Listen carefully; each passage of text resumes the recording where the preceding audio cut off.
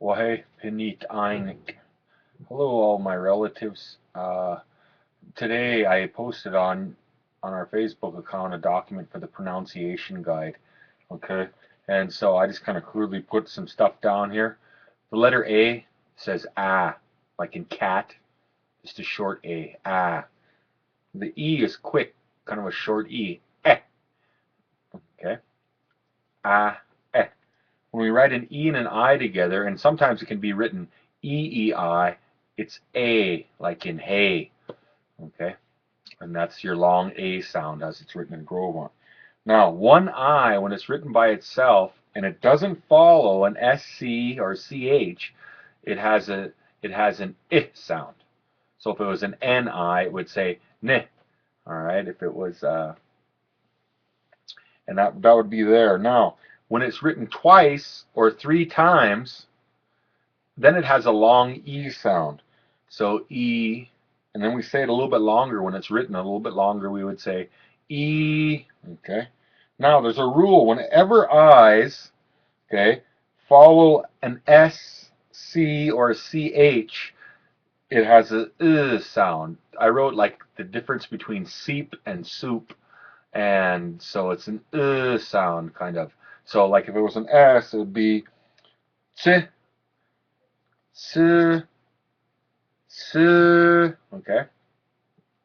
The C is a special letter. It doesn't have, or the CH. It uses a TS sound, like tss, like on the end of the word eats. Okay, the TS sound. That's what that C stands for. And all we're doing is adding a little bit more H, a little bit more air to it, like when we say the word no. Tss, hear that? Tss, and that's what we're doing there. So let's go back and review these ones. A, E, I, E, and then longer sound E, and then if it has an S or a C, it would be S, T. Okay, that's just an example. Now up here we have an O, and this is actually written very, very little at all. I mean, it's just, it's by itself, and it just says O, a long O.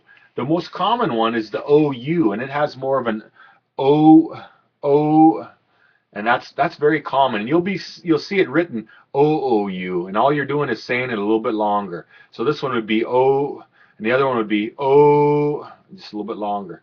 Now the U, when it's written once, has a short sound, kind of an okay.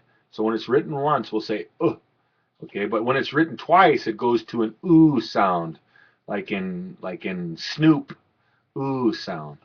And then down here is what we have what we call an open O. It's a backward C, and basically when it's written once here, it says ah. Okay.